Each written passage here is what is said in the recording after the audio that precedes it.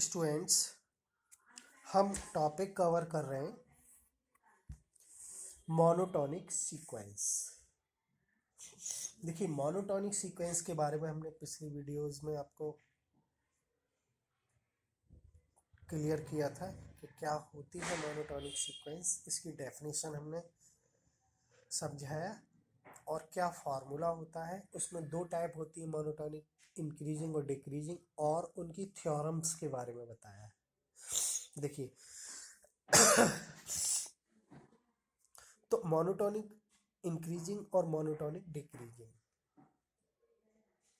Monotonic increasing में क्या होता है, xn plus one minus xn कैसा होना चाहिए, ग्रेटर देन होना चाहिए, किससे, जीरो से। और डिक्रीजिंग में xn plus one minus xn less than होना चाहिए, जीरो से। ठीक है, इसको आप माइंडली ओरली हमें याद होना चाहिए, तभी हम क्वेश्चन सॉल्व करने में इजी लगेगा। तो एक्सएन प्लस वन और एक्सएन क्या होते हैं ये आप जानते हैं। सीक्वेंस की nth टर्म होती है एक्सएन, और एक्सएन प्लस वन क्या होता है, n प्लस वन टर्म। अब हम क्या मोनोटोनिक है, इसके लिए हमने बताया कि या तो मोनोटोनिक इंक्रीजिंग हो या मोनोटोनिक डिक्रीजिंग हो, दोनों में से कोई भी एक होगी, दोनों एक साथ नहीं हो सकती। तो मोनोटोनिक सीक्वेंस इंक्रीजिंग के लिए भी हम कहते हैं केवल मोनोटोनिक, ओनली मोनोटोनिक, और डिक्रीजिंग को भी कह सकते हैं। ठीक है ना। तो मोनोटोनिक इंक्रीजिंग और डिक्रीजिंग, कोई भी सीरीज, कोई भी सीक्वेंस या तो इंक्रीज होगी या डिक्रीज होगी, घटते हुए क्रम में होगी या बढ़ते हुए होगी। कोई ऐसी कंडीशन नहीं हो सकती कि तो घट भी रही है बढ़ भी रही है। ठीक है, तो मोनोटोनिक सीक्वेंस के लिए हमें कोई सी एक होगी। ठीक है, और थ्योरम में हमने बताया, इस पर हम एक क्वेश्चन और सॉल्व करते हैं। देखिए, शो दैट द सीक्वेंस 2 की power n divide by factorial n is monotonic decreasing sequence. एक तो हमें ये शो करना है कि ये मोनोटोनिक डिक्रीजिंग है, and also show that it is bounded. हमें इसको बाउंडेड भी प्रूफ करना है। ठीक है, देखिए, let X N is equal to 2 की power n divide by factorial n, where xn is equal to 2 की power n divide by factorial n implies that हम क्या करें, xn प्लस वन निकालें, अगली टर्म निकालें, क्योंकि फॉर्मूला यही है कि xn प्लस वन में से हमें क्या करना है, माइनस करना है xn को। इसलिए हमें क्या करना होगा, xn प्लस वन की वैल्यू भी निकालनी होगी, यानी फाइंड करनी होगी। कैसे फाइंड करते हैं हम बता चुके हैं, फिर समझ लीजिए। n के प्लेस पर n प्लस वन लिखना है। तो देखिए, 2 की पावर n प्लस वन, यहाँ भी n प्लस वन। नाउ अब हमें मोनोटोनिक डिक्रीजिंग शो करना है या इंक्रीजिंग, वैल्यू तो हमें इसी की निकालनी होगी, किसकी, X N plus one minus X N की। तो इसकी वैल्यू निकलने के बाद जब आंसर आएगा उसका, तब हम ये देखेंगे, तब हमें पता लगेगा कि सीक्वेंस कैसी है, तो भाई डिक्रीजिंग है या इंक्रीजिंग है ना। तो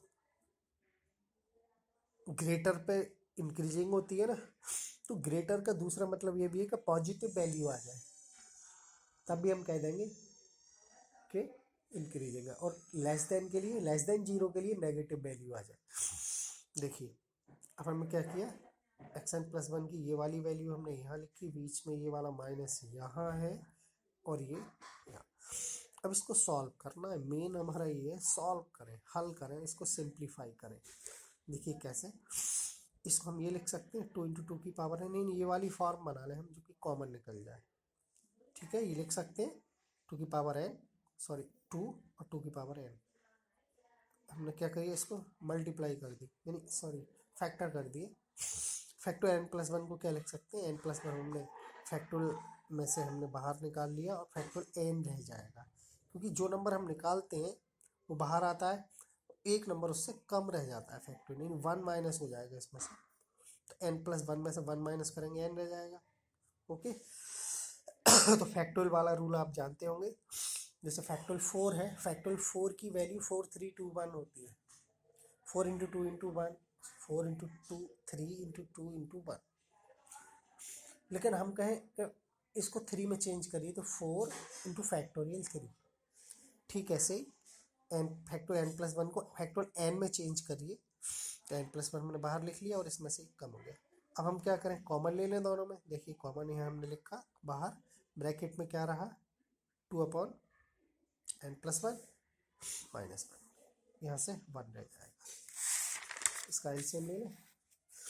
देखो ये सॉल्व आप इजीली कर ही सकते हैं। 2 की power n factorial n, 2 minus n minus one क्या रहेगा, माइनस n माइनस वन। तो माइनस पूरे में से कॉमन निकाल लिया, सॉरी नहीं यहाँ क्या रहेगा, माइनस n प्लस वन रहेगा। तो माइनस कॉमन लेंगे तो n माइनस वन रहेगा।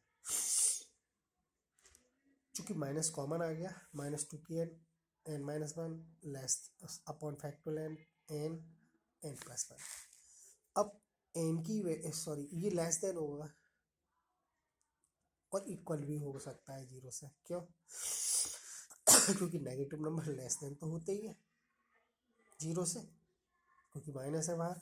लेकिन हम n की वैल्यू जब 1 पुट करेंगे हम तो 1 माइनस वन 0, ये सब 0 हो जाएगा। तो यहाँ लिखा है हमने for every n belongs to n, उन सभी n के लिए जो नेचुरल नंबर है। नेचुरल नंबर कहाँ से स्टार्ट होते हैं, 1 से। फर्स्ट नंबर उसका 1 होता है, फिर 2 3 काउंटिंग होती है, आप जानते हैं गिनती। तो जब 1 लिखेंगे तो 0 आएगा, तो 0 होगा एक वैल्यू। और फिर 1 2 लिखेंगे 2 माइनस वन, फिर पॉजिटिव आनी, सॉरी ये सब वैल्यू नेगेटिव आनी शुरू हो जाएगी। तो इससे क्या ये शो हुआ, so it is monotonic decreasing.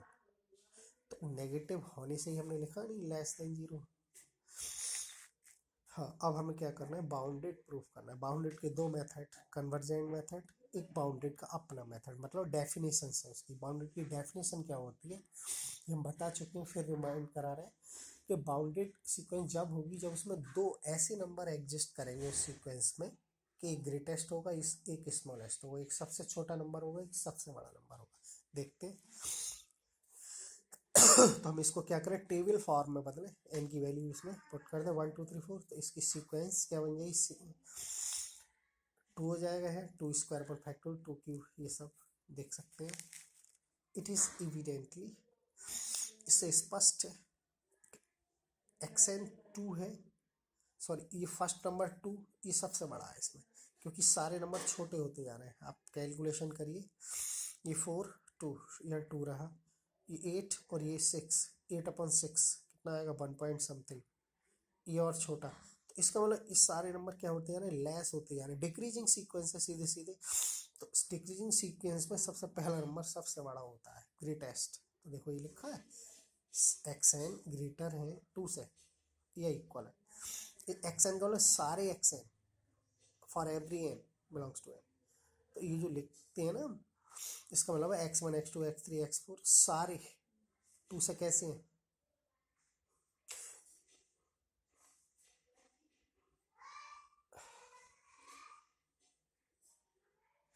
यहाँ पर सारे xn 2 से लेस है, ग्रेटर नहीं है।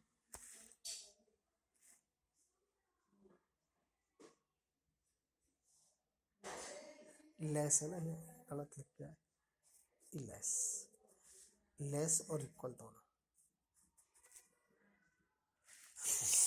ठीक है, 2 से छोटे हैं सारे, देख लो 2 सबसे बड़ा नंबर है।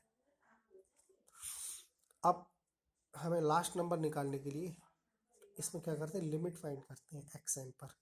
तो limit n tends to infinite 2 की power n upon factorial n। अब इसकी लिमिट कैसे देखेंगे, कैसे फाइंड करेंगे ये समझिए।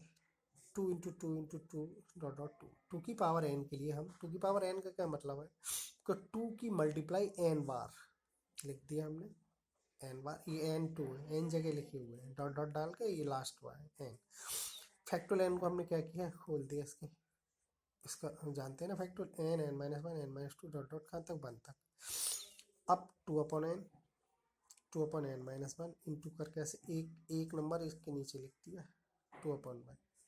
अब क्या करें हम क्या करें, लिमिट अप्लाई कर दें जो n टेंस टू इनफाइनाइट है। देखिए यहाँ इनफाइनाइट लिखेंगे 2/इनफाइनाइट, यहाँ लिखेंगे इनफाइनाइट -1 इनफाइनाइट रहेगा, ये 2 तो इस सारी टर्म क्या हो जाएंगी 0 into zero into zero dot dot. यहाँ अगर कुछ जीरो नहीं भी है कोई फाइनाइट, ये 2 होगा। इससे पहले हो सकता है क्या होगा 1 जो भी होगा, तो जीरो सबको जीरो कर देगा। जीरो नंबर ही ऐसा है, उसकी मल्टीप्लाई जब करते हैं सारे जीरो हो जाते हैं, सारी टर्म जीरो हो जाती है, लेकिन वो फाइनाइट हो तब। तो यहाँ आपका आंसर कितना आया 0। तो इससे ये तय हो गया कि एक्स सारे एक्स हैं 0 से ग्रेटर है लेकिन 2 से लेस है।